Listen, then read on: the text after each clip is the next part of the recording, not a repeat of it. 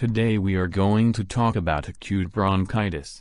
It refers to the trachea caused by infection, physicochemical stimulation or allergies. The acute inflammatory course of bronchial mucosa is about 2-3 weeks. We will explain it from 3 aspects: clinical manifestation, experimental medicine and treatment points. Now let's take a closer look. Clinical manifestation. The onset is more urgent. First symptoms of upper respiratory tract infection. Cough is the main symptom.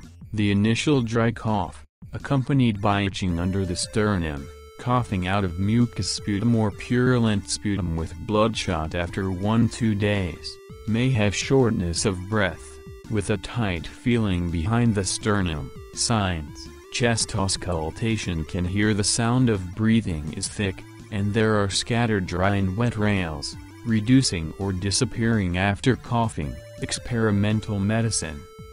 X-ray chest, normal or thickened lung lines.